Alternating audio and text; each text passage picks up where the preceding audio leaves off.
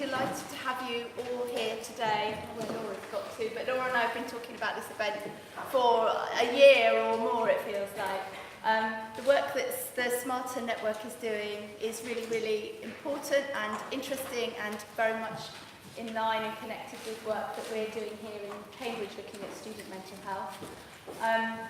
Welcome to our new building. We've been here since April, so we're still trying to work out the logistics and make things work. I hope you'll all be very comfortable during the day. People who work in the building wear orange lanyards, so if at any stage you get lost or want to know anything, just collar somebody with an orange lanyard. So just the domestics, the toilets for the ground, there's only one set of toilets on the ground floor, and they're in the corner just by the foyer where you registered at the registration desk. We're not expecting the fire drill today, so if the fire alarm does go off, please exit through the atrium, the main doors in the atrium by the Christmas tree. The assembly point is on the other side of the road, so off this site and on the other side of the road. Again, people in the building will also be leaving, so follow people with orange lanyards. Chad and I will make sure that everyone is safely evacuated, but I hope it won't come to that. We've had enough fun and games with the AVs, so we don't want a fire alarm as well.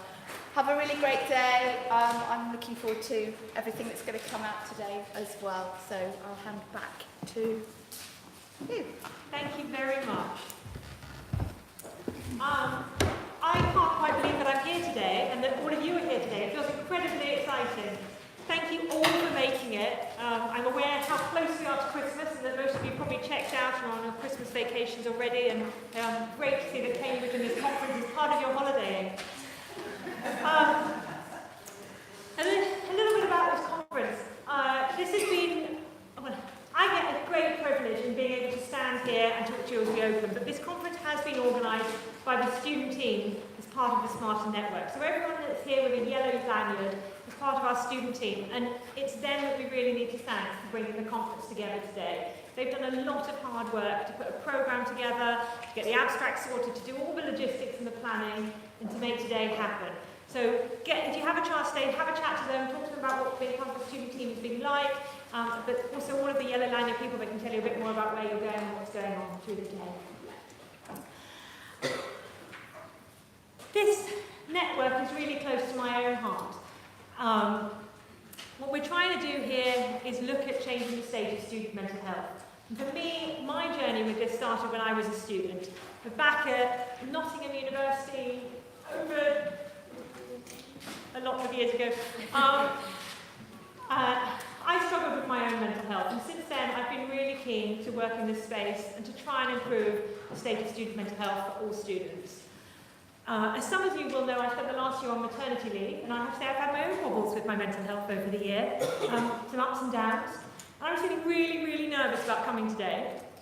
And yesterday, one of the last things I did was I checked the attendee list, and I was overwhelmed to see so many of the students that had inspired me over my time teaching had registered and turn up today. I thought, no, I've got to pull myself together, I'm going to get there, I'm going to speak to them all because they're such inspirational, fantastic people. And I'd really like to beg you all to dig in today, ask difficult questions, try and engage with the complex discussions that we're having, put your hand up, get engaged, join in as best as you can. If you don't feel comfortable putting your hand up, we're going to be on Twitter all day long, so the hashtag's up there. Do feel free to ask questions and join in the conversation on Twitter, and our chairs will be feeding your questions into the general discussion. So, without further ado, let's get started. This network got going, a year and a half ago really. At that time, I was really trying to think about what do we know about student mental health. And these 4 points up here are pretty much the entirety of what I could piece together as things that we were confident that we knew in terms of saying we need to do something around student mental health. I'm sure all of you are here because you share the concern that this sector is feeling around student mental health. We're worried about it, lots of people are concerned. But the evidence base to explain that concern isn't very strong. So, what did I find in putting this together? Well, we know young people are at risk for developing mental health problems. And universities are packed full of lots of young people, so perhaps we should expect some problems.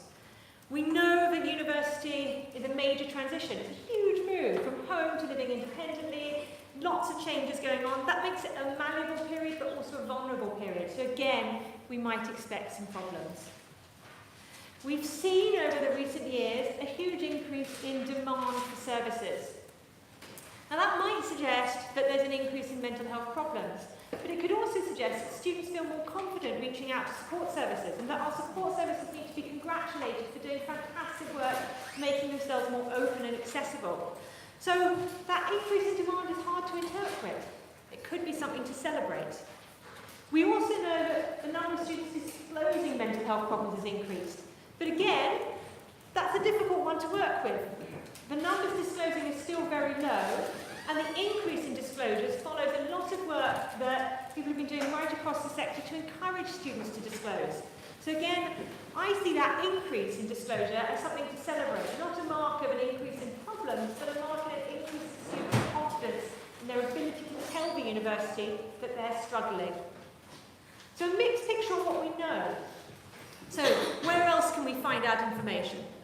We can look at the prevalence of mental health problems. I've been desperate to try and work out the prevalence of mental health problems, and I've got a bit stuck because the numbers that I can come up with fall anywhere between these two figures.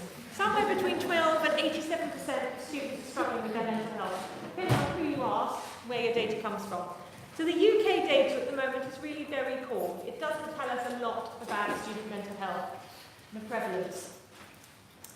We can look at international data, and if you're interested in the more international picture, there's some really exciting work coming out of the World Health Organization project. It's publishing papers at quite a rapid rate now, but it doesn't cover the UK.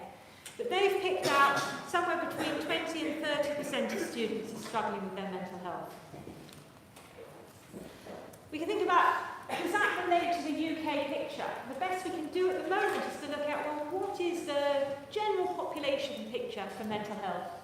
We can see that for 16 to 24-year-olds, which shows the bulk of the university population, but by no means all of them, most mental health problems are quite high, particularly for women. Perhaps I should rephrase that. They're high for women, not so high for men. So that would suggest that somewhere between 20 to 30% might be expected in the student population, because it would look similar to the general population.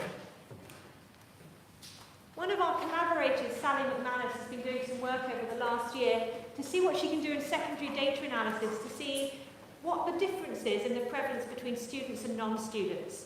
They've recently published a paper that pulls out data that suggests that actually the prevalence of mental health difficulties are very similar between students and non-students. If you look at women, though, it's a bit higher amongst women. Female students have a slightly higher prevalence than the non-students. But this again suggests that perhaps we're looking at something similar between students and non-students.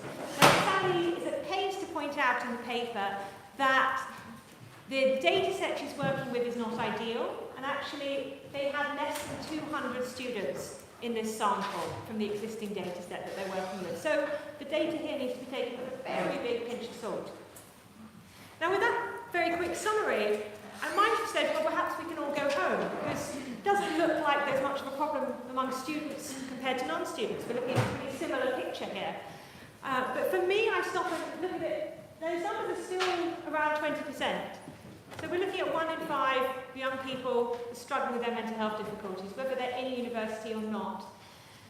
And I believe that our universities ought to be the kind of caring, supportive, nurturing places where all of young people can thrive. And we need to be sure that people are able to make the most of their time at university, that they don't feel pushed to drop out because they can't cope with the pressures at university, and that this is a real opportunity to build strength for their future. So we might be looking at a similar picture between students and non-students, but I still think there's an awful lot of work the sector can do. So our goal as a network that we set out as we started over a year ago now is to try and formulate a narrative to enable interest groups to understand student mental health better, to analyse the influencing factors, and to evaluate current evidence. We want to promote research that assesses the balance between risk and benefit, without assuming that acting for the sake of it is going to necessarily just be a good thing. Encouraging research to address the contested and complicated debates. We don't want to shy away from what's difficult here.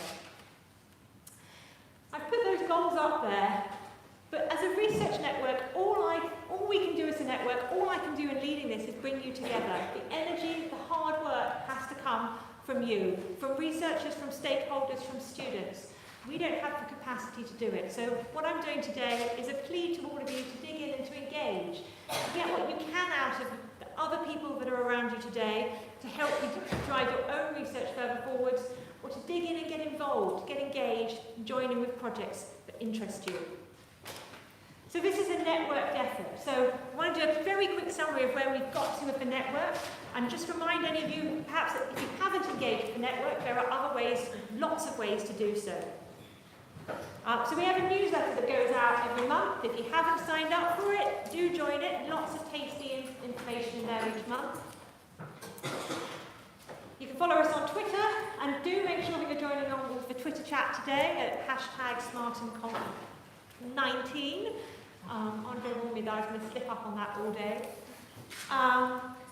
If you haven't looked at the blog, I think it's interesting Christmas reading. There are lots and lots of people who've contributed little mini summaries of the work that they've been doing. So it's a really nice taste of some of the work that's going on around the country. If you read it and you think, hang on, why am I not up there? Really simple, write us a blog, tell us what you're up to, and we'll stick it up there so that you can share what you're doing with other people around the country.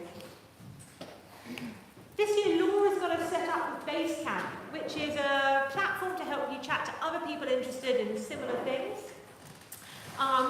That's really vague, but put up here one of the Basecamp chats looking at measuring student mental health. And some of the themes up there, we've got discussions on measuring for counselling services, looking at demographic information. There was a call that came out through here for a special interest journal article, journal, whole book thing. Special issue. Publication, that's it. And an update from the World Health Organization consortium. Lots of useful information getting shared through that. So it's proved a valuable platform. So if you haven't joined one of them, there are lots of a range of different special interest groups and discussion groups that you can join. If you want to join, just email smarten@kcl.ac.uk and we can add you into one of the chats. If there's a topic you're interested in that we don't have up and running, tweet us and we will have a think about getting that set up for you. Okay. Now, none of the work that has happened this year could have happened without our amazing student team. So I just want to hand over to Katie very briefly to tell you a little bit more about what the team has been up to. And be kind to her, I'm mega mic'd up, and she doesn't have a mic because it's a little bit complicated to take off. So I'll try and shout if I can. This way. Hi! My name is Katie. I'm a PhD student and part of the student-led research team at SMaRteN. We've been up to so much this year. It's been so exciting. Obviously, you're all here today. We put a lot of effort in to organise this conference for you. I hope you find it really interesting. What else have we been doing? Research projects. So we had a research project looking at ethnography with Dr. Armstrong. So some of our student team were engaging in interviews with students to find out what their kind of everyday experiences were with their mental ill health or mental health. We also engaged in a project which was looking at measures of student mental health. So Dr. Alison Dodd was working with us and we were looking at measures of student well-being and stress. To cut it down to a summary, there were so many different articles and papers and we were reviewing for a long, long time. We finally got there in the end.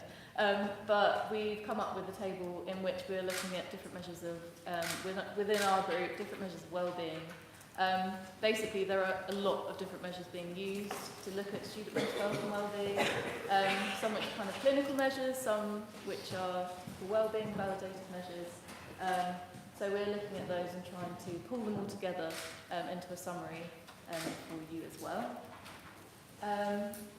I'm going to jump backwards, Katie. Yes. And just say, why don't we get all of the student team up here just to give a quick wave? The team that have been hard at work putting this conference together this year.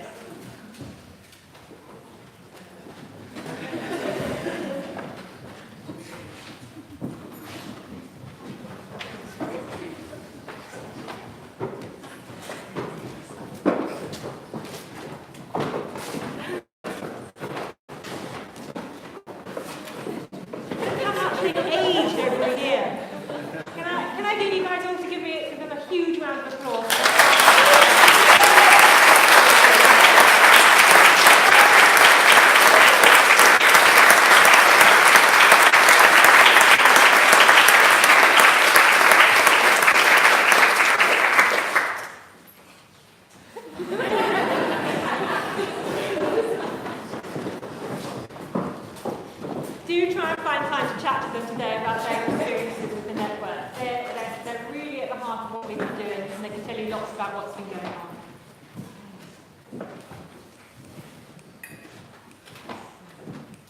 Oh, current project, I'm going to come back to at the end. It's just reminding me, we've got to say something about that at the end. So we've also run lots of events this year. So we started last autumn, this year of the network running, but last autumn with our World Mental Health Day, where we asked our panel to think about what was going on World Mental Health Day 2030. We had a really interesting discussion. A few familiar faces that are here today. And a really great suggestions from students about what the space would look like by 2030. And I just wanted to share one of the tweets that came out of the day that stuck with me a bit as a guiding principle for what we need to be thinking of with the network. So she's imagining in 2030, they've got 2 graduates that have joined some kind of conglomerate between Goldman Sachs and McKinsey and joined the NHS. And she's asking what environment that's going to be. That question comes from a discussion saying, actually, we don't anticipate that the world is going to get that much easier. That would be a bit of a bold ambition to set ourselves, to make the whole world easier, friendlier and softer for our mental health. And the students in this discussion were very aware that the world of places like McKinsey, they're going to remain challenging. The NHS, I mean, we can touch wood and pray that it's going to change radically, but it's probably going to remain a challenging place to work. The challenge that these students were setting us in this discussion was saying, how do we improve the university space for student mental health while also supporting students to develop the strength that they need to go into challenging work environments when they graduate. We can't just change the university space to make it softer, gentler, kinder for mental health if that then means that when students graduate, the environments that they're in are challenging and they're not prepared for them. So our challenge in higher education is to support students with their mental health, but also support them to be able to take on the challenges that they're going to face when they graduate. Second event we ran was looking at secondary data analysis. Sally McManus, whose slide I showed you earlier, from data that she's looked at, ran us through a discussion of what data is out there if you want to better understand student mental health. And I've put this up there because if you missed it, you can still go and watch it. And she also put a resource together to go with it, and you can access that. And perfect timing, I learned yesterday that one of the attendees at that session has just secured a large grant from the ESRC to do a big piece of secondary data analysis to understand student mental health. So that's a massive win for Sally's work with the network. Right, back to you, Katie. Our second event. It's the third event now. Okay, yeah. Stand with the measuring student mental health. Yeah, so we had a really exciting event which was looking at bringing together stakeholders from the field, professionals, clinicians, counsellors working within higher education to look at what are the challenges around measuring student mental health. So we had quite a vast discussion about that. There are obviously a lot of complications as well as practical issues, things like student fatigue, answering surveys. What measures are actually most relevant to students? What resonate with them and their everyday experiences? So we had some great discussions around that, and we also had yourselves or individuals who attended put forward ideas and proposals as well for the sort of research projects that they were interested in. So we had things around looking at students in sleep, perfectionism and that sort of thing. So a lot of interesting ideas came out of that day, and it was amazing. Thank you. And Katie wrote a great blog summary of the day, so if you want to find out more about what happened on that day, you can find it on our blog page on the site. Catherine ran a workshop for us summer of this year, looking at pedagogy, asking what, if anything, the space should be doing to change the way we teach to support student mental health. And I won't say anything now because I don't want to steal her thunder from this afternoon. So Catherine is going to be running a workshop this afternoon, talking about the outcomes of that session. Catherine, can I just get you to stand up in case anyone misses that session and wants to chat to her about the work we've been doing around pedagogy? This is Catherine, and she'd be, I believe, thrilled to talk to you about it.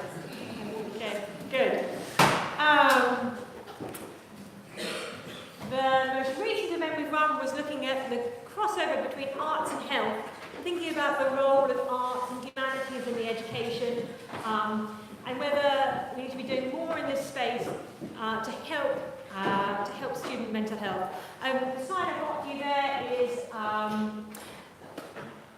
Flora Zaha talking about the work that she's done with dentistry students, looking at bringing humanities into the curriculum for dentistry students. And she's found that helps their well-being, as well as also helping them engage in their studies and do better in the sort of scientific dentistry end of their work. Okay. So I've run through the student team, I've run through the events that we've run. A bit about the funding call. So this network was set up also to disseminate funding. So we've run one funding call. So our first funding call was to ask people to help us develop an understanding of what was distinctive about student mental health. So we've got a few people slipping out to go and get ready for the next session, which is a really good reminder for me that I need to speed up. So this was a pretty overwhelming call for us. We had £100,000 to give away, and we had requests for over £1 million of funding to hand out. So the team involved in making those decisions had a really challenging job on their hands. They managed to take the 45 applications that we were sent and pick out just 5, which I have to confess is pretty heartbreaking work, because there's lots of really exciting work that we just weren't able to fund. But the 5 projects that we've taken forward, 5 inspirational young academic researchers. I promise you we weren't intentionally trying to get all women, but go women. I wasn't part of the decision panel, so don't blame me. So we're funding Nicola at Strathclyde, Michelle in the business school in Edinburgh, Natasha, who really pulls together arts and psychology and her interests around graphic novels. Really interesting project there. Joanna, who's at Liverpool, and AJ, who is also at Edinburgh. Scotland's done quite well out of this one. And their project. So, what do we end up doing? Nicola's looking at the experience of Asian students, so trying to find out a bit more about international students. Michelle is looking at widening participation students and following their journey through university. Natasha is doing stuff that I don't always understand, but I think is really exciting. Trying to use graphic novels to generate a deeper understanding of students' experience of mental health. She's looking at how their experiences interact with the things around them. I'm really excited to see the end product of this, at which point I'm sure I will completely understand what's going on, and it will be great, because her previous work is really, really exciting. Joanna is looking at the transition from school to university, with a particular focus on accommodation and how the environment that people are living in is affecting their mental health. And AJ is digging into some of the existing data that we have in the Understanding Society data set to help us understand a bit more about the difference between students and non-students. Okay, we've got another funding call running. So, you can find out a bit more about this at smarten.org.uk/funding. We're looking to fund work that helps us understand what non-clinical and universal approaches to student mental health can achieve. What do I mean by that? So, by a universal approach, we want to know what are the everyday things that we can do to support student mental health. So we recognise that health cannot be separated from the encounters and happenings of everyday living. The world around us, the environment around us, really shapes our mental health. So we want to look at health promotion that considers the social environment that people are in, the context in which students are studying, their built environment, their academic environment. How can these be tweaked and changed to improve student mental health, to help students thrive? I'm massively out of time, but bear with me for 1 second. I wanted to share an example that struck me this year in thinking about this talk.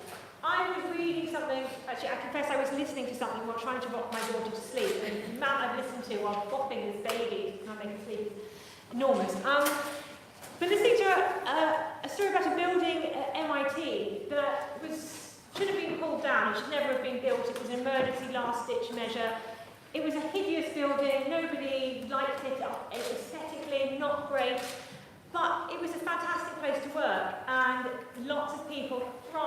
academically working in that building. People think that's because they owned it, because nobody cared about the building, so that the people living in it or using it felt that they had ownership of it. And that struck me because we've got this assumption that shiny new buildings like this fantastic one out there should be good for students. That's going to be what they want and what they need. But that case study suggested actually ownership might be more important. The old that people feel they own, that they can take possession of, that they can do what they want with, that might be better. I'll sort of throw that out there, and that we really want to, in looking at universal non-clinical things, think about what's perhaps different, difficult to get your head around, perhaps a bit more challenging. Now, we're giving away really small pots of money, so we don't expect you to actually deliver the research as part of the grant that we're handing out. We want you to do the pilot work and the preliminary work to help you build a strong funding application for future work. So you might be looking for money from us to pilot an evaluation approach, maybe just to bring the collaborators together to do some sandpit events to work out what this bid's going to look like so that it's strong and robust. You might be doing the systematic review that you need to do to support the case for future funding. We really want to fund interdisciplinary work here, so involving people outside of psychology, and early career researchers are always encouraged to apply. Right, last but definitely not least, our current massive project, key questions. Really simple. We want the student voice to be at the heart of future research. How do we do that? We need to consult students. We need students to tell us what they think the researchers ought to be asking around student mental health, their mental health. So this exercise is really simple. You go to smarten.org.uk, key questions, and you type in 3 questions. 3 things that you think researchers ought to be addressing around student mental health. It's that basic. The slight challenge comes in that we want to hear from a really broad range of students. I mean, it's great that we'll hear from the people that are here today, but you're not really the voices that we desperately need to hear. The voices we need to hear are the people that don't care that we exist. The people that just are not remotely interested. So why am I telling you? Because I believe that you guys might be able to help us find them. So think about the students you know that aren't interested in mental health, the ones that don't engage, that wouldn't come to an event like this, that wouldn't even follow us on Twitter, that are not interested. And my challenge for you for January, your New Year's resolution is, can you turn 5 of them in the direction of this website and get them to tell us what they think is important around student mental health? A big challenge, but if all of you manage to get 5 people, we'd be well on our way to our quota for the number of people not interested in mental health taking part in this. Okay, thank you very much. Right, that is me done, and a really exciting day for you guys all to engage with. So, where you're going next, before coffee, going to squeeze in some really careful thinking. If you want to go to the context, community and belonging, you're staying here. If you want to go and hear a bit more about health-seeking behaviours, you are heading out the door and left. Is there anyone in here going in that direction? Yes. Wave your hand over there. She knows where she's going. You're going out the building and across the corridor. Last second, if you're going to the other event, looking after your mates with a junior, you're turning out the door and turning right and back behind the registration desk. Have a good day.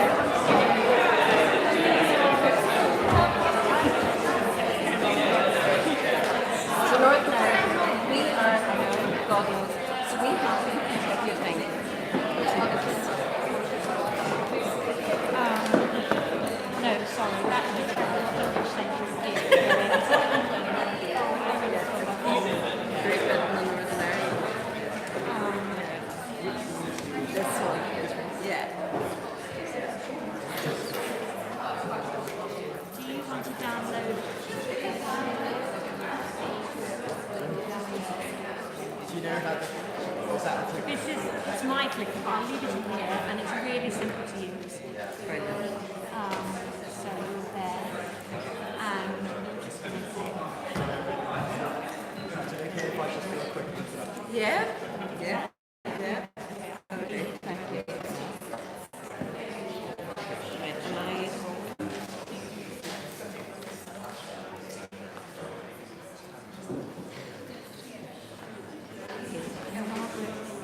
and stand nestled here yeah, in the video. So it's good more about here. Okay, that's fine. Okay. I can still see this here.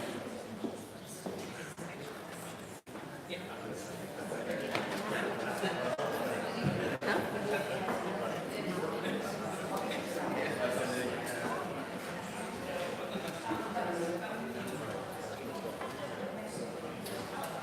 Okay, hello everyone. Thank you all so much for coming to this session. The theme of this is contact, community and belonging, where we'll have 3 different speakers talking about how specific aspects of the university environment can impact student mental health. So the format for this is it's 3 presentations. They're each 50 minutes long. We'll have a presentation and then 5 minutes where you can ask questions for that presentation specifically. If you want to ask a question, you can just put your hand up, we'll come to you. There's also an app called Slido. If you want to download that, you can ask a question anonymously. I believe it is E948. That's the password to get onto this room for the app. That app's only available in this room. So, okay. You can also use the website Slido, S-L-I-D-O, if you don't have the app. So yeah, thank you all so much for coming. And the first speaker is Dr. Margaret McCarthy from Ulster University. So yeah. Thank you.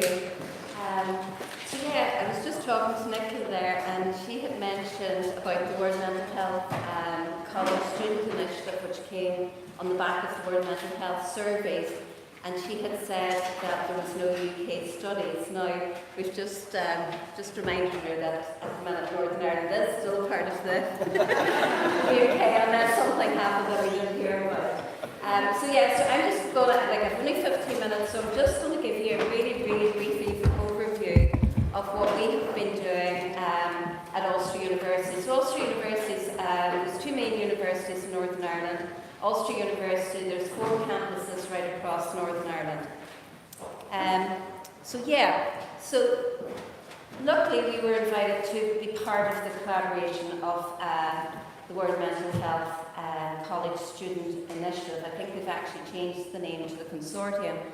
So this is led by, so it's mainly from Harvard, but they were really interested in the whole area of student mental health and how the rates of mental health problems seem to be increasing globally, and just real genuine concern around that. So it was really established to obtain cross-national data looking at the prevalence and the correlates of mental health problems. Now, if you look online, Nicola also mentioned Basecamp. There's quite a lot of discussion on that, and I've responded to things on that, where some people were looking about demographics and how do they get access to the questionnaires. So just around that time, they'd actually decided that they would put the questionnaires on. There's algorithms how to work it out and everything. So if you are interested, you could nearly run a similar study even though it won't be included. So back in 2015, we had the opportunity to really run the first study in Northern Ireland. And this was quite early on in the whole initiative. We were one of the first countries that got involved. Now, the initial study was small enough, I suppose. So overall, we managed to recruit and got saliva samples from over 1,600 students. But unfortunately, the questionnaire was an hour long, so we ran into a lot of difficulties with that. But we have 739 fully completed surveys from that data, and really, really rich data set. So the survey instrument that they use is the World Mental Health CD, and it's designed in such a way, and they run all these algorithms that it's like nearly like a clinical diagnosis of different mental health problems. So we don't just look at mental health, we look at physical health, help-seeking behaviour. So I'm just going to say 15 minutes, give you a very brief snapshot of that. Now within these surveys, again, I was talking to somebody this morning who's done a pilot study for taking the saliva samples. So now my background is psychology. My colleague here, Dr. Lane Murray, is a stratified medicine, so she did her PhD students did all the work with the saliva samples. So yeah, we have lots of really interesting data.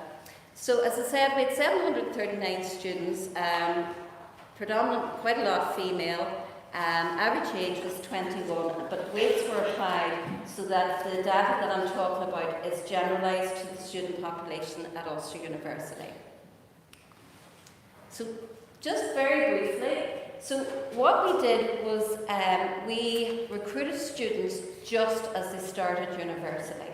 Now doing all the literature reviews, we'd expected that student mental health problems would get worse and, as they progress through their time at university. But what we actually found was that these students that were starting university for the first time were actually coming in with a lot of pre-existing problems. Now, as I said, with the algorithms being run, we can say that this is nearly like a clinical diagnosis. So you'll see from that, nearly a quarter of students screened positively for a mood disorder. Again, 22.6% for generalised anxiety disorder, 10% alcohol dependence. And the big one is suicidality, which was suicidal plans, attempts and behaviours. Nearly a third of students screened positively for that. Now, I'll go into that a little bit more later on in the presentation. Overall, more than half of the students had said that they had some sort of disorder, some sort of mental health problem. Again, nearly 20% had 3 or more. So we have some papers in this, and the publications will be up at the end. Again, 12-month prevalence. So the 12 months before they started university, again, very, very high rates of problems. And what I would say is within that, when we look, because we then sent all our data to Harvard and they look at cross-country comparisons, and we've contributed. Now, we're lucky one of us is named on different papers or whatever, but within one of the RBAC papers, Northern Ireland prevalence rates are actually seen as being higher than a lot of other the other countries that are participating. So as I said, suicidal behaviour was a big concern. So within our survey, we had built in what we could, it was an email trigger. So if students responded in a certain way to some of the suicidal behaviour questions, particularly if they were saying that they'd attempted suicide, there was a trigger, and this then was relayed to student wellbeing in the new study, but it was Inspire, the counselling providers. So within this, so 31% had said that they had, thoughts about suicide. 20%, nearly 20% had made a suicide plan or had engaged in deliberate self-harm. And then 7.7% had actually attempted suicide.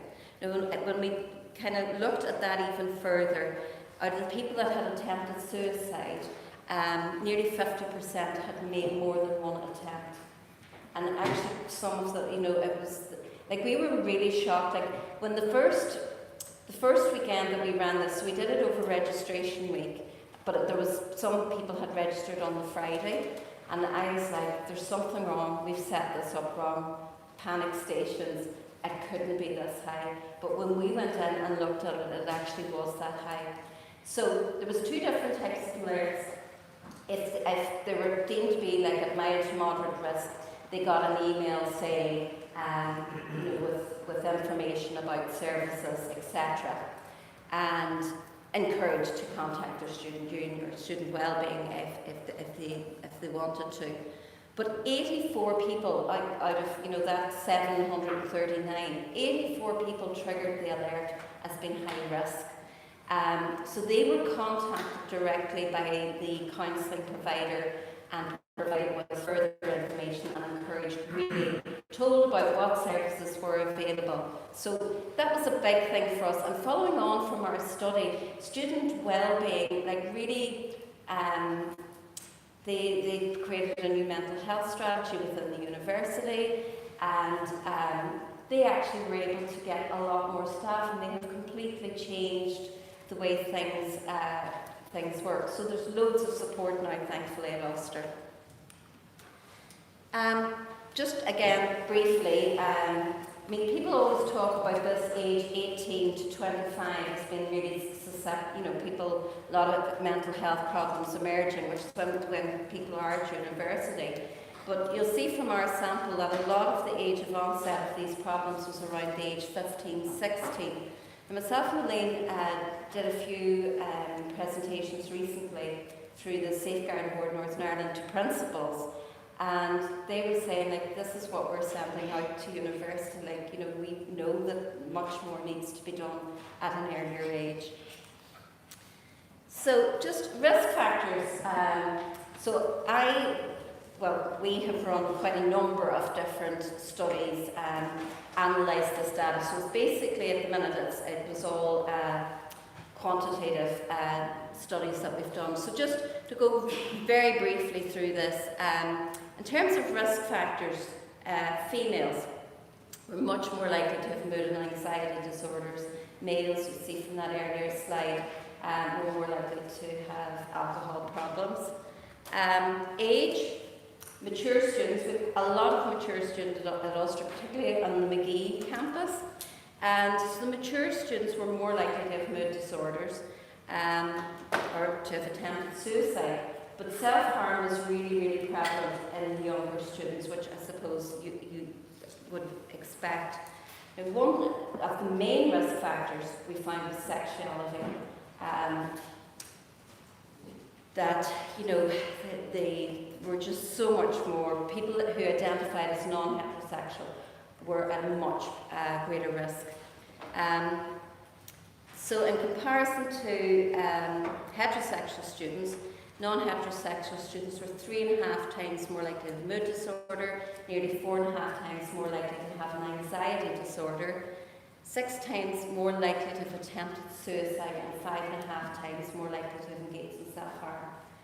Again, very, very worrying statistics.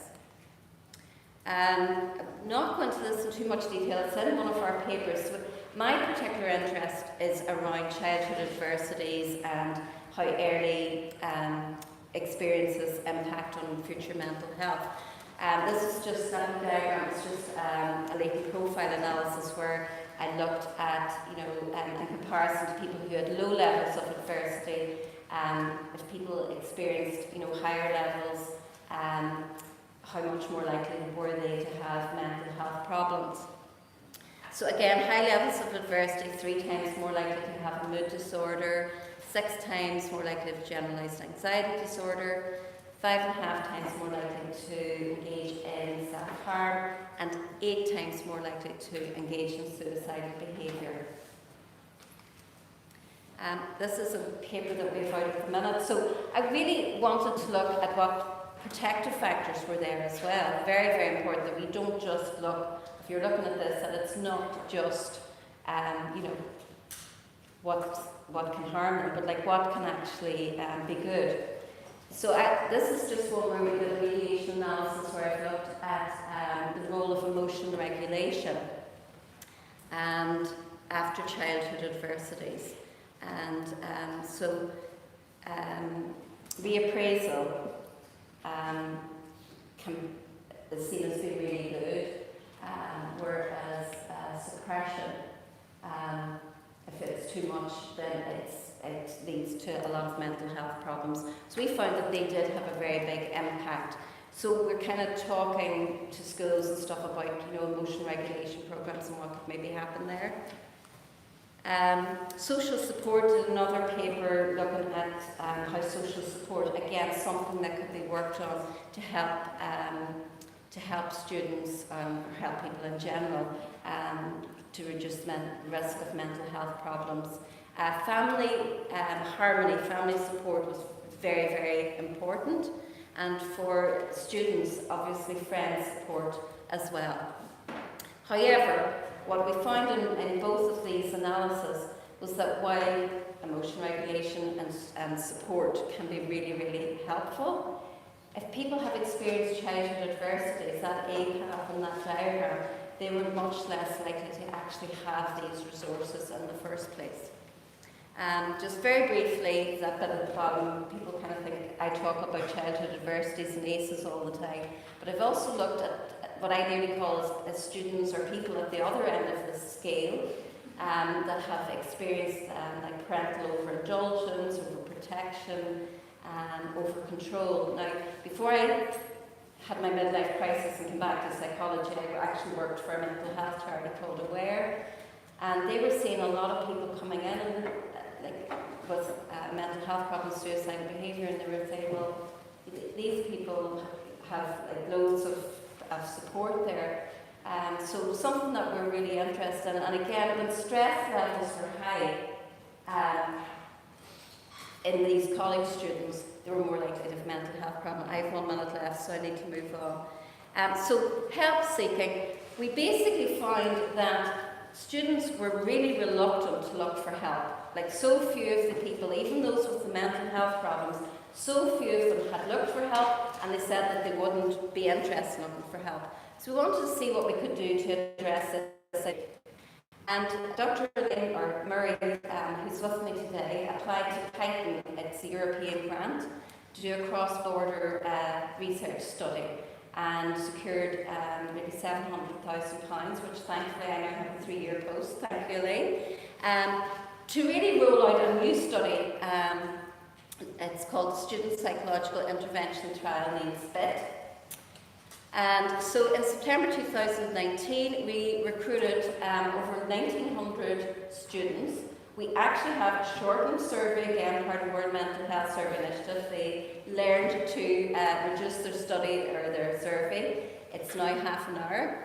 And we have 1,832 fully completed surveys, which we need to start analysing very shortly. Out of that, 142 triggered the alert. And we're going to be moving on now to a randomised control trial. So I need to finish up, and this is a list of some of the publications, and this is the team that was behind it, Ulster, and that's me finished. Thank you. Sorry, I missed the time.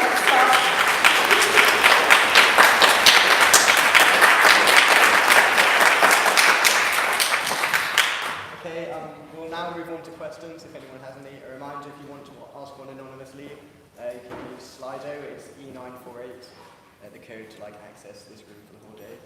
So yeah, questions. Oh, we have someone coming around with a microphone to hand you one. So just put your hand up if you have a question. Hi, thank you for that. I'm particularly interested in the LGBTQ student population I interest, particularly conscious that that's significantly impacted by the social and political landscape, and this is a local study done in the Northern Ireland. I'm wondering if you're anticipating potentially that changing, and there's been potentially quite a lot of rapid progress just in the past 4 years with regards to legislation and social stigma with regards to that population. So, Professor Siobhan O'Neill, who is also involved in that study, she would do a lot of work around this area and change, about the policies and whatever. So thankfully things are starting to change in Northern Ireland. I mean, the whole context but with the whole legislation, it's been seen time and time again that by reducing the stigma, that by equal marriage, all of that, and having equal rights, that it's much more beneficial for mental health. So we really, really are anticipating and hoping that it's going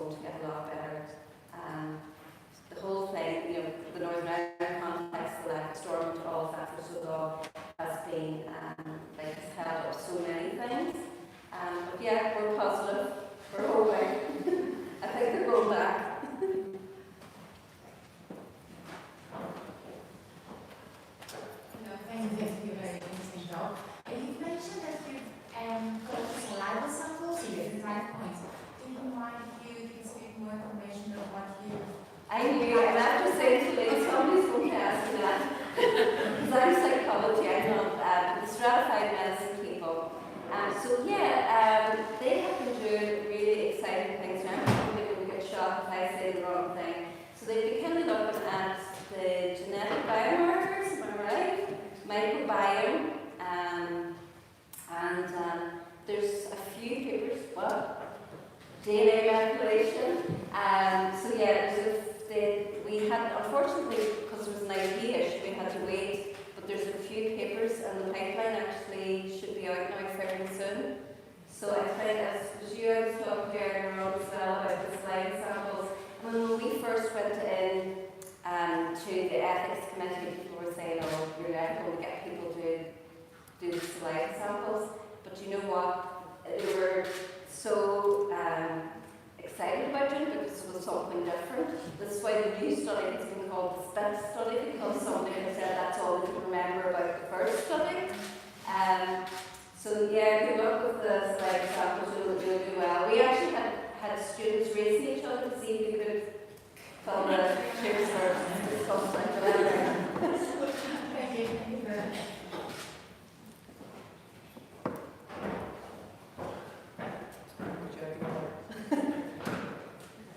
Hello, thank you very much. So fascinating. I was just wondering, you were saying that you got them to do a sample at registration. What's the student cohort like in Ulster University in terms of diversity? Do you have international students? Well, we do have quite a lot of international students, but as part of the World Mental Health Survey team, we had to exclude international students because they feel that international students have different issues. So I think they're planning on actually doing studies on international students separately. Now it was a pity because obviously we would be really interested in doing that. And I know it's something that we've talked about, other students have talked about, or PhD students have talked about doing something on that. Yeah, so there's very strict criteria for mental health stuff. So your entire sample is students who identified as Northern Irish? Well, Northern Ireland, no, it could be UK or the Republic of Ireland. Yeah. Thank you.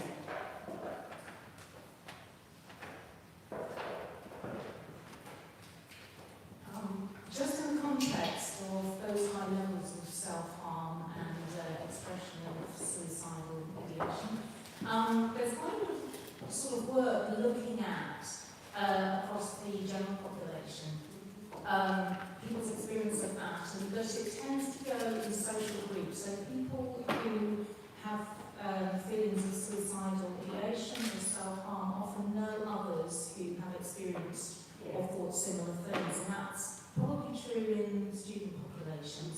Did you look at that? Well, because we didn't as such, because this sample, they were just starting university, it was kind of difficult. Now, we had hoped to do follow-up studies, we just had no funding at that time to do the follow-up, so it would be interesting to look at that trend, through their second and third year of university. Now, the beauty of our new grant is that it's a 3-year grant, so the students that we've now recruited, which we actually think are more representative of the student population, plus like we have over 1,800 people here.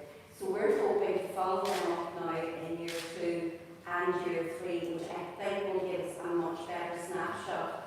Now, when we did this, we were hoping that we would have analysed some data, but it's just been crazy, and we're trying to get ethics for the randomised control trial as well. But I think hopefully if this goes on, we'll be back in a couple of years' time with all this longitudinal data.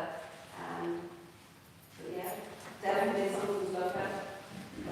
I think in the interest of time, we might have to move on to the next presentation, but there is a coffee break immediately after this, so maybe if you keep the question in your head, there might be enough time to later the data ask. So thank you very much for the presentation.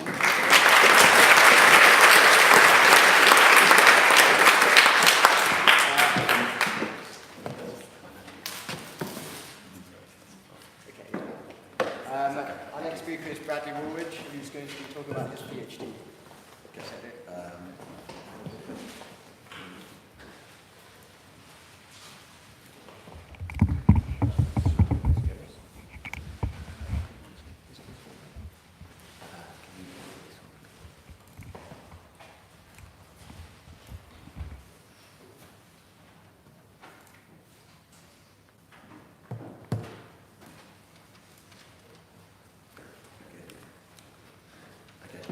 Okay, good morning. My name is Brad.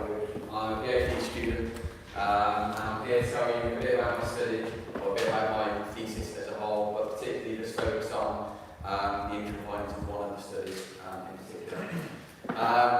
So as the sort of title says, I'm looking at the demands that students face and how that's affecting their well-being, trying to use the drive model to conceptualise the thesis and to get a better understanding of the demands that students facing. So to give a bit of background, I studied for a degree, a master's, and spent 2 years as a sabbatical officer at this university, where I also moved on and now doing my PhD. I never really anticipated that I'd go on to a PhD, but sort of as I went through and moved on to my master's in sports psychology, really started to become interested in this area of counselling and student mental health, etc. And I moved into the role as a sabbatical officer, and I was really surprised actually to see the different experiences that students had. It was really quite eye-opening for me. So I was able to represent students in certain cases as a sabbatical officer, and really, start to work more closely with student services to get a better understanding. I suppose the rising attention, I started university in 2011. Student mental health wasn't something that I'd really come across or something that I was really, interested in at that point. But I suppose as I've gone through that journey over the last 8 years, actually the rising attention, not just from the university, but globally, politically, has really risen. So that sort of coincided with my journey. And I quickly started to realise that actually, as we sort of said, Nicola was sort of saying earlier, more and more students are starting to make that brave step to try and seek help, which is fantastic. And that happened at the university that I was at. So year on year, student services could see that the number of students requesting support was increasing. So the demand increased, but actually the level of resource remained at the same level, which was obviously problematic. So students were making that brave step to try and seek support, and then subsequently were being told we'll have to wait 2 months, 3 months, etc., etc. So we could see those clear issues with that, and we didn't really know the reasons why. We could see the numbers going up, but we didn't really know the reasons behind that. And that's really where I started based on my PhD to kind of get a better understanding of those reasons why, what are the demands that make it challenging for such a diverse student population that we have. To give a bit of context, as I say, I'm going to try to talk through a little bit about the first study of my PhD. So it was really nice in a way. I got given the funding for the PhD and sort of had an open book to say, right, go do what you want.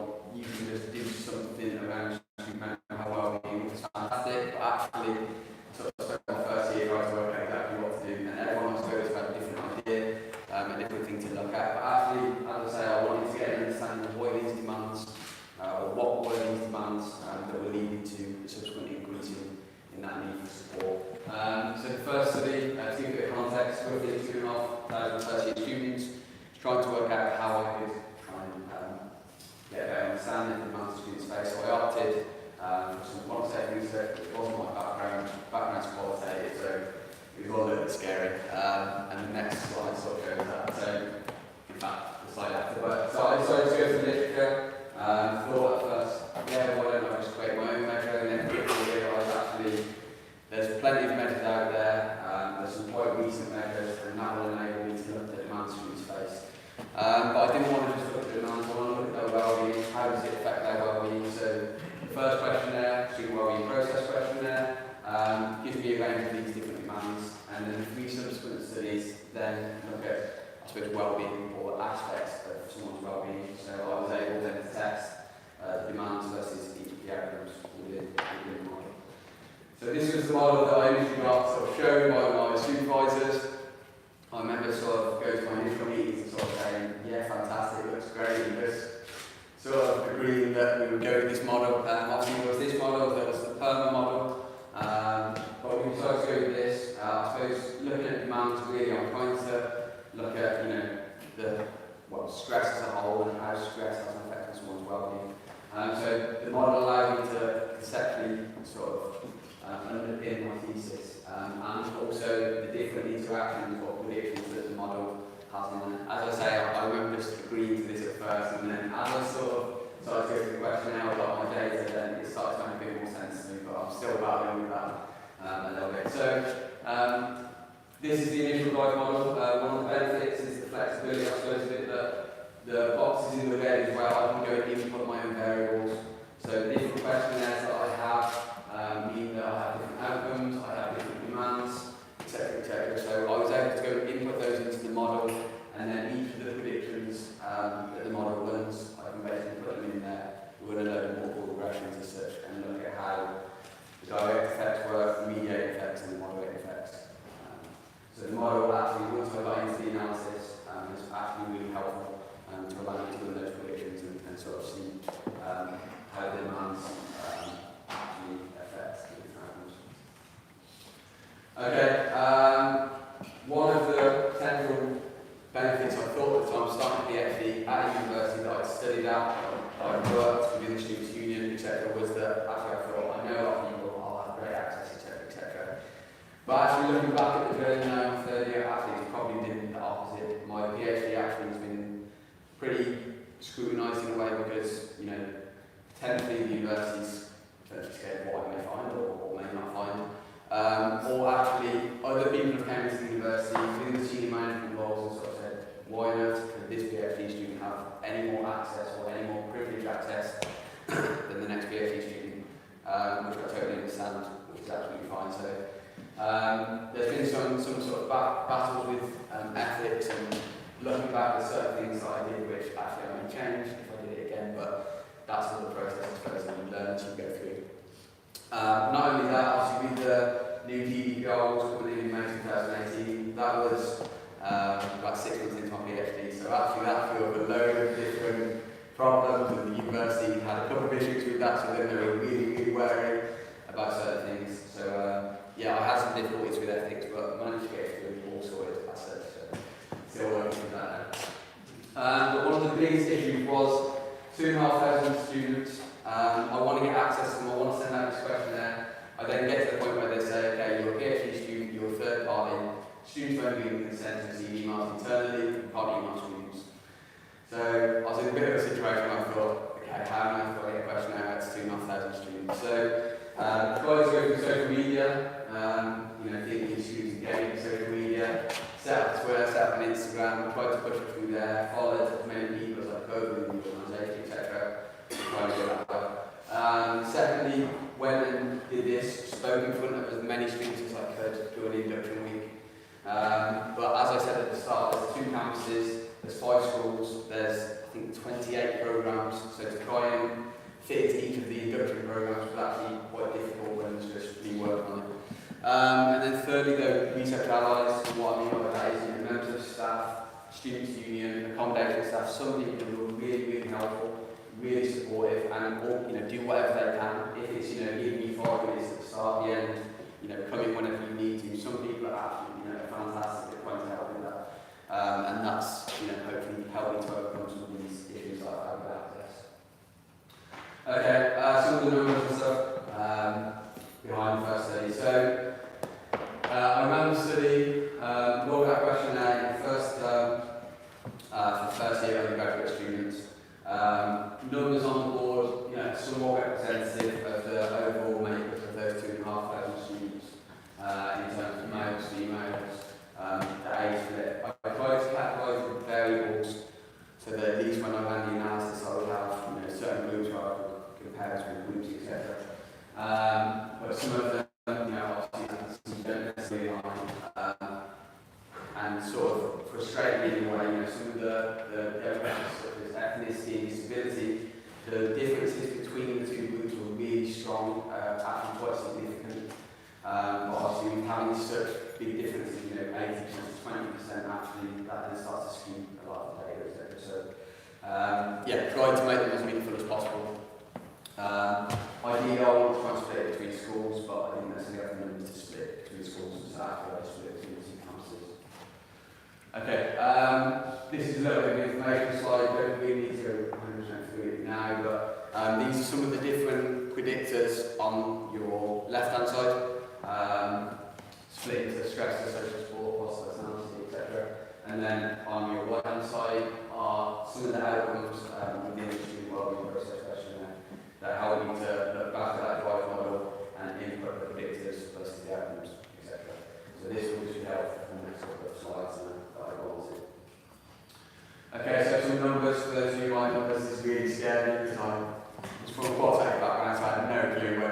processing these numbers and how we're coming out of it. We've tried to highlight in there, so looking at the predictors against the outcomes within the student wellbeing process questionnaire, actually it was positive personality that kept coming through as this variable which had large unique contribution to each outcome, etc.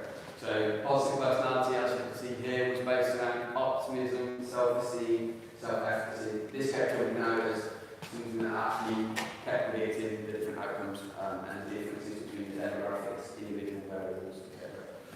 But I wanted to move a bit more than that to just look at, which of these predictors help to predict that. And like I say, I wanted to actually work out the demands.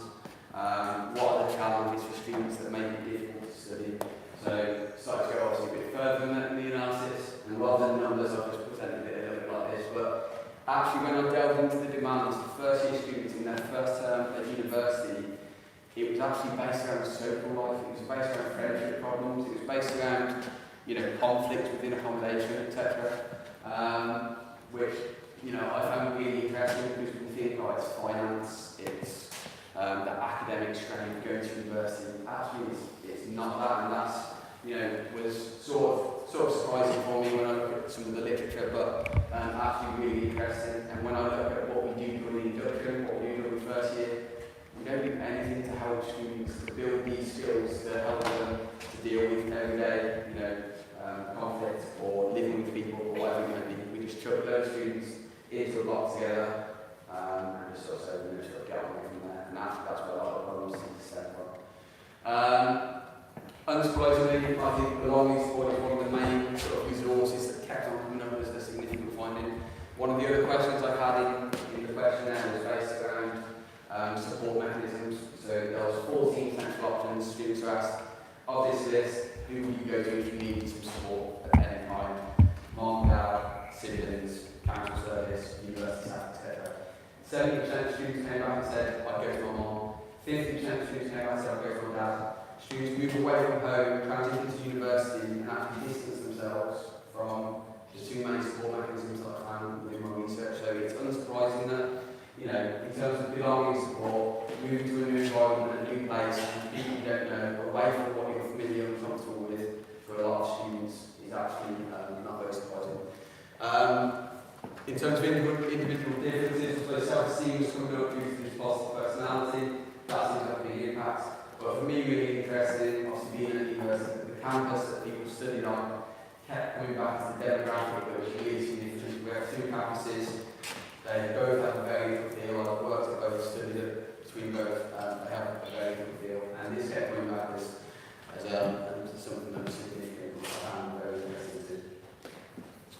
Okay, so how does this compare? So looking at the original study for the student wellbeing process questionnaire, the table sort of shows my findings one side and the original findings the other, and those that are highlighted in red, I suppose, are the predictors that came back that were different between the two studies. Obviously there's some things in there that are similar, that came back with similar findings, which is great, but there's also differences, and I suppose, the main thing for me is that when we look at, two different universities, depending on the background, context, and cohort, the students you have, actually we're going to have differences. And when I look at the research and the literature that we have at the moment, as Nick was saying about evidence base, we need to keep growing the evidence base. Because looking at two universities in actually quite similar sort of location research, then we have to do differences, so we need to get better understanding to ensure the students that we're dealing with, we're actually providing the necessary support to those students. The next sort of steps, I've already sort of gone through a lot of this, so what I'd like to give you a bit of insight to is study one, looking at how that transition works. So I've actually added to that now, so I did one cohort in 1819, my second cohort 1920, so the data that you have there is actually the I now have a number of about 600 students in the first study. But what I did, I used the first study I just presented to help me inform focus groups that I conducted with students, first year students of that year as well. And the derived model was actually really helpful from there as well, because although the derived model wasn't necessarily aligned with the qualitative element, it helped me just to frame the work. So I knew that my initial findings were based around parental problems. I knew that self-esteem was this individual difference that kept coming up, belonging, support, etc. So that helped me to ask, hopefully, what I deemed as relevant questions to go through that. Study through, looked at following the same cohort of students, so the 260 there were followed within the first year. I presented a second questionnaire, so I didn't know how differences or demands changed at that time. And then finally, study four's a little bit in the air at the moment. Still trying to get my research review proposal signed off and all the ethical problems and things like that. But I want to try and speak with the key stakeholders. Those are the people that students say, you know, these people are really supportive, or this support network is really important to me. I want to come and speak with the key stakeholders to give you this holistic understanding and see students say, I need this, I want this. The resources that we have say we offer this, do they align, or are there actually some differences in there? Final thoughts, sort of what I said, people are different, students are different, transition is difficult. You know, it doesn't matter if you're a student, if you're entering retirement, if you're moving back from home, starting a new job, transition is difficult. So, yeah, what I'm trying to find out is, you know, what are the demands that are relevant to students and how can we best support that. Thank you very much.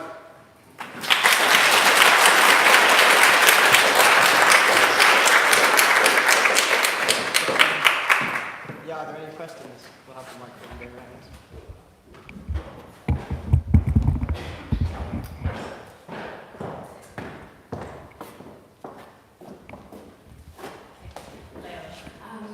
You mentioned that you had some resistance from university and some departments, and something that I've experienced as well researching student mental health.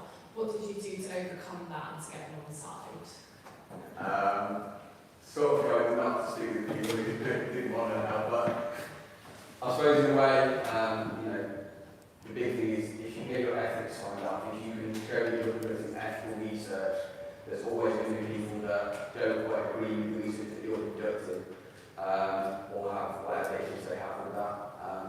There's never perfect research, there's never research that you're going to do that's going to be taken on board by everybody. But yeah, as long as you're conducting ethical research, my thought was that it's potentially findings that I may come up with, and the person that had the problem was a person who oversaw the ceremony at university, so I actually think that they're potentially scared of what potential findings would be. They don't have any control over that, so they were pretty hesitant and pretty wary about that. But yeah, spoke to my supervisors. I went and spoke to the head of research in the university, and I started to get ethics to go to my university board, and as long as that gets signed off and they're happy that the research is ethical, then you know it's sort of okay, and that's the way it goes.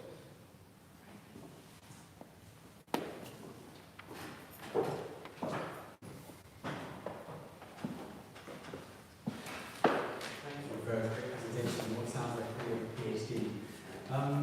In terms of the kind of negative and positive personality as a big thing, did you look at how that interrelates with things like socio-economic, cultural difference? And the other thing was you mentioned about campuses were really interesting. Can you tell us a bit about what was the difference between those campuses? Yeah, in terms of the socio-economic status, it wasn't something I've been able to look at. So one of the issues I had with ethics was that rather than ask students about their demographics, age, gender, ethnicity, but let's just go to the university system. Universities will be asked them this, so I'll ask them to input their student number. University extracts the data, changes the student number for me so I don't see that, and then I just get to the numbers. They didn't actually have the socio-economic status in there, and I decided I wasn't going to ask any demographic questions. So that's the reason why I didn't have that, although it would be really interesting, because at our university we have 25 to 30% of us come from a low socio-economic background, we can sort of start to realise that. So it would have been interesting to try to include that. In terms of the differences between the campus, one of the massive differences is that one campus they have accommodation on site, the other campus the accommodation is about 5 minutes walk away, so that has a massive impact in terms of the living of students. One, a lot of students don't need to leave campus essentially, there's places to eat, there's place sport on that campus, etc. The other one is almost like a 9 to 5 campus. You go in, you study,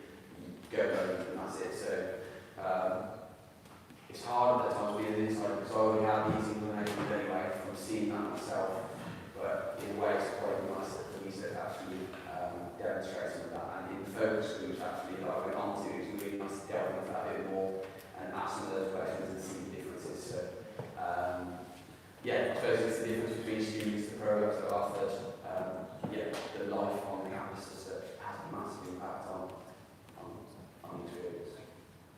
I'm afraid we're running short of time. So.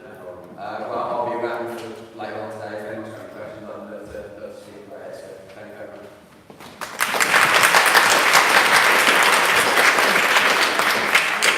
Thank you for that. Our final presentation is from Dr. Howard.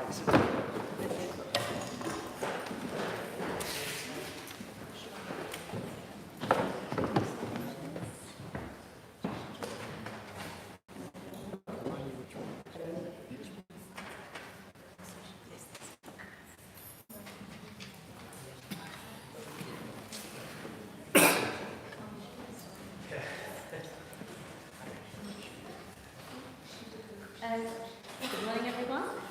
Thank you to the SMaRteN Network for having me here today. You'll have to bear with me a little bit. I'm feeling the effects of the end of term, so I'm hoping my voice will hold out at the end of the presentation.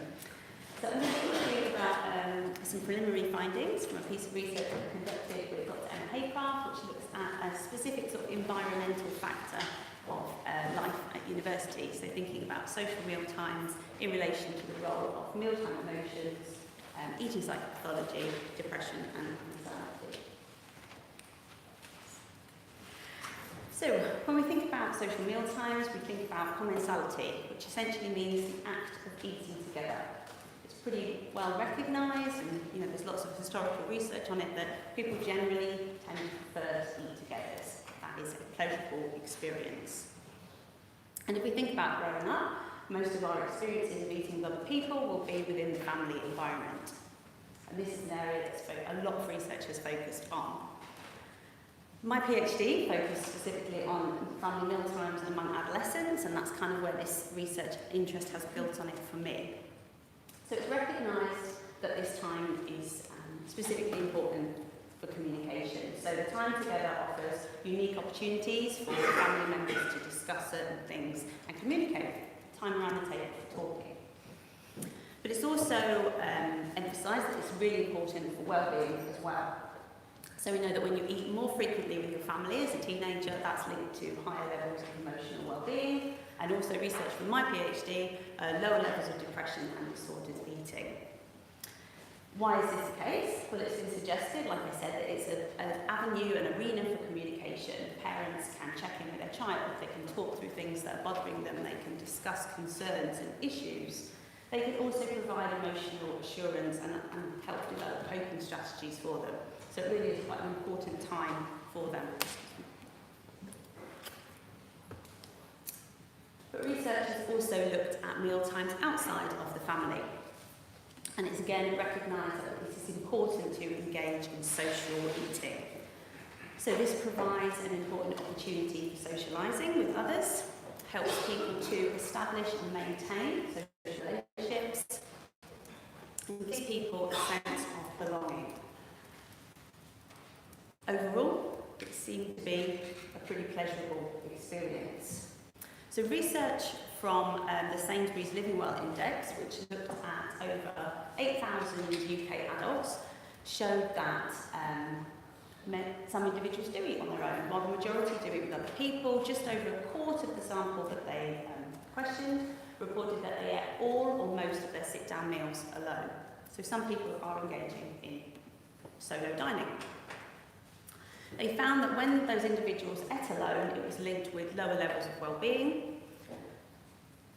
Research with older population of males and females has also found links between solo dining and levels of depression.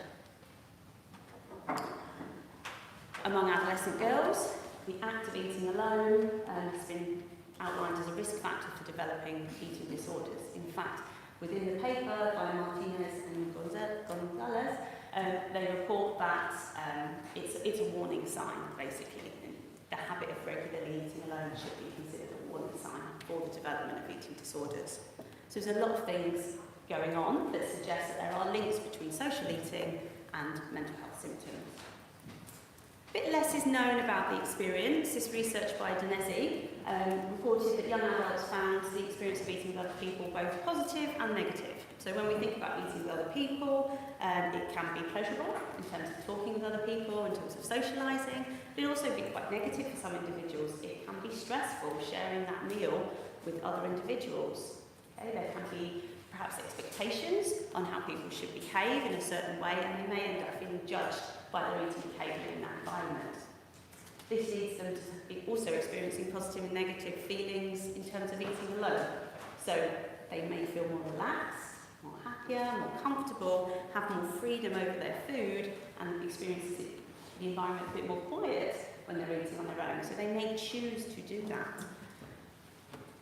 There's also negative views on eating alone. Generally, within this research, they reported feeling that individuals who were on their own were quite sad individuals, and there was this kind of view of sort of, you should pity them because they don't have somebody to eat with. So it's kind of conflicting thoughts around that.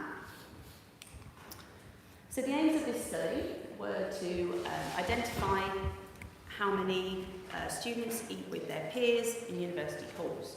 A lot of research as well, some research has kind of focused on an adult or general population or mixed samples.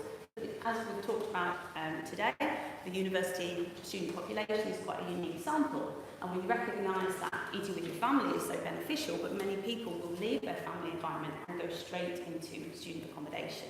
So there's this transition, but we don't really know levels of social eating within this environment. So that was the first aim, to try to get an understanding of kind of prevalence of social eating within university halls.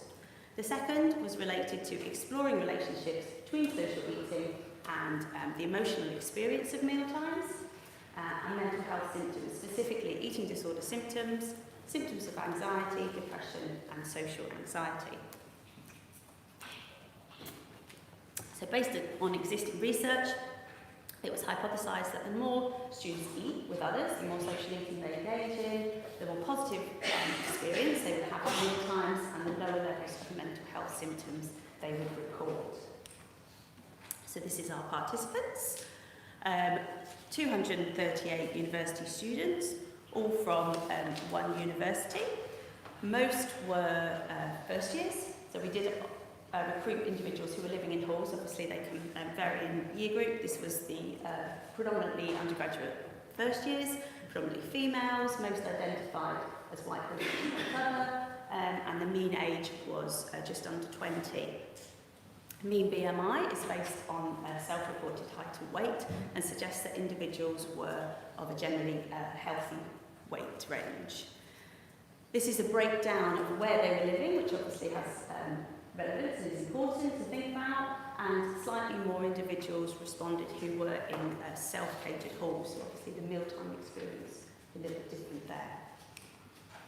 This is what we asked students to respond to. So there was a question about frequency of eating with at least one other student in their accommodation during the past 7 days. So we only had to eat with one person for it to be counted as social eating, and it was a reflection of kind of the previous week.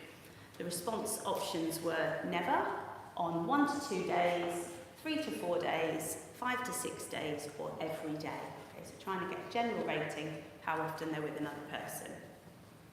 Remember, this is only one meal as well.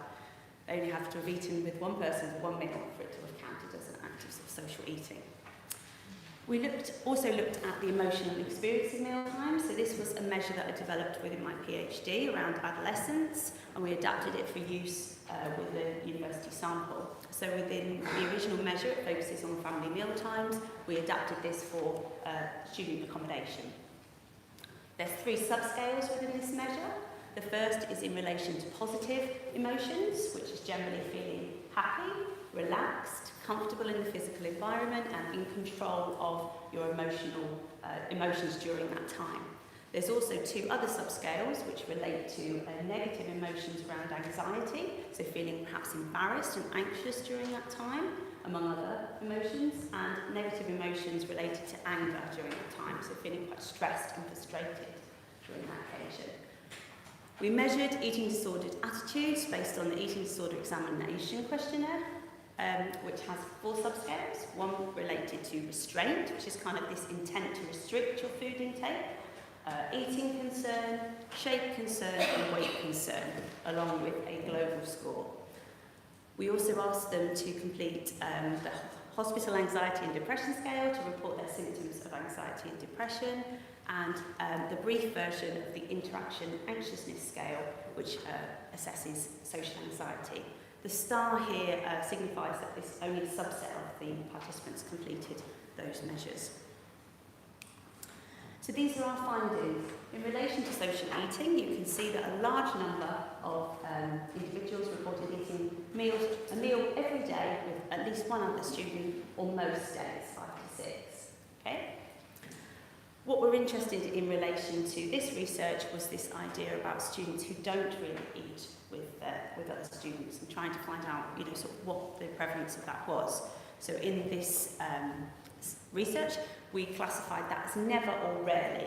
Okay, so they report in the past week that they haven't, or they've only on 1 to 2 days eaten with at least one other student. And the proportion from this preliminary research is 64 students, so 27%. That's pretty comparable with the findings from Sainsbury's Wellbeing Index report, who reported 26% reporting that they eat all or most of their sit-down meals alone. Okay, so pretty comparable. In relation to the second aim of our study, we looked at those individuals who reported less frequent social eating, so never or on 1 to 2 days, in relation compared to those who eat with other students on 3 days or more, in relation to mealtime emotions and disordered eating. So you'll see from the column in bold, in relation to mealtime eatings, those who reported eating less frequently with other students reported a lower level of positive emotions in related to those meal times, so that experience. So that was feeling less relaxed, less happy, less comfortable in the environment, and less in control of their emotions. There was no difference in terms of the negative emotions that they experienced. In relation to eating psychopathology, our findings show that there's no difference in terms of restraint, so this intent to restrict their food intake or their concerns related to eating, but there were significant differences in weight concerns, shape concerns, and global levels of disordered eating attitudes, compared to those among the students who reported less frequent social eating compared to those who eat more. That was the key difference. In relation to mental health symptoms, specifically anxiety, depression and social anxiety, this was on a subset of individual participants, so 132 completed these measures. You'll see significant differences between students who ate with others on fewer occasions in terms of depression and social anxiety, but not general anxiety, okay, compared to those who reported eating with others more frequently during that time. We also asked them, the subset of participants, about their experience in relation to impact. So they were asked this question: do you feel that meal times in your university hall have had an impact, either positive or negative, on your overall experience of being in halls? Quite a broad question. I was interested to see the responses, and many did respond to saying yes, and that had a positive impact. When asked to explain this answer, many of the students commented on the social element provided by mealtimes in their halls, and you can see some of the quotes here. So they relate to reducing loneliness and making me not feel alone, promoting friendships, this idea of community, and also, presenting an opportunity to learn about those around you, to learn about peers. So what does this suggest from these findings? Well, like the previous research with different populations has suggested, it suggests that there is a relationship between social eating and mental health symptoms among students. Okay? These would relate to specifically feelings, symptoms of depression, symptoms of social anxiety, concern about body weight and body shape. This research is cross-sectional, you can't assume causality, so it may be the case that it's not regularly eating with other students that has an impact on mental health because they're missing out on these opportunities for interactions. this social aspect. Or it might be that students with elevated mental health symptoms actually have problems engaging with these social meal times as well. Okay? Perhaps it's both. We need to learn about this and conduct further research to explore. But what the findings do suggest is that for many students, they did view this mealtime as an important experience for them in their whole life. Yeah? And this was particularly related to this social component and this establishing and maintaining social relationships with those around them. So what next? Well, I think it's important to identify why are students eating on their own. Perhaps there are some barriers that we need to understand more about. So within the Sainsbury's report, they suggest that this idea of solo dining is quite a complex thing, and I think the research from Danesi, suggesting positive and negative reasons for both, also presents that. It might be that there's some logistical problems. Okay, so is it timing of meal times that's causing a problem? Is it that students are involved in other activities? The university where this research took place, there's a real influence on, a real input in sport and sports training, performance. Perhaps these students were engaging in other activities and missed meal times for that reason. We need to understand more about those sort of logistical barriers around that. It might be that there's issues in terms of social isolation, and students may not feel that they have someone who has a personal connection with that they can eat with. Okay, so that further research is needed. Again, we need to think about generalisability of these findings based on research within one university, and it might be that students are particularly motivated to complete this questionnaire because of their experiences of meal times, positive or negative. Further research is needed, and I think this is an important area to look at.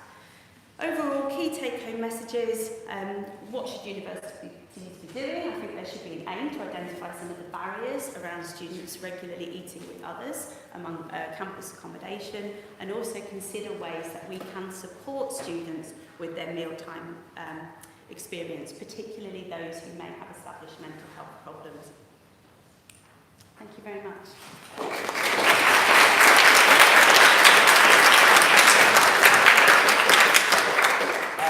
I know we've run over the scheduled time a bit, but I think we started late, so I imagine the sessions have. So are there any questions?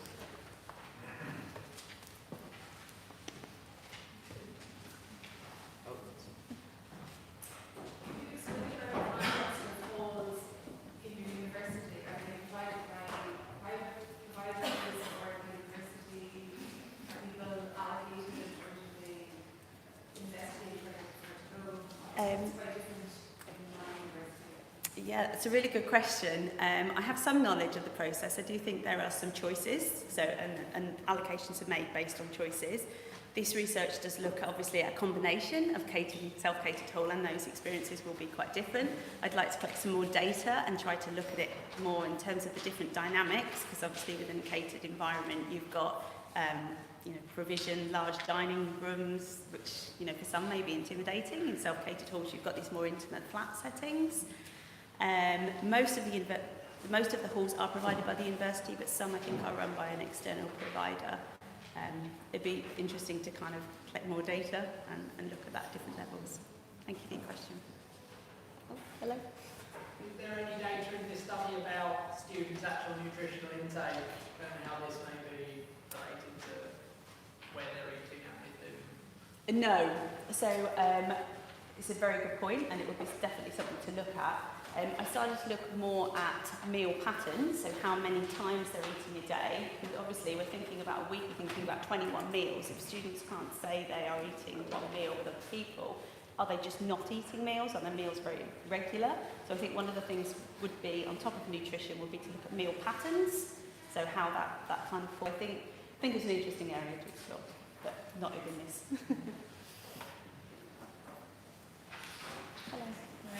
And did you find any difference in the positive effects of eating together, whether people were doing it in hall or not in hall? Is there a difference?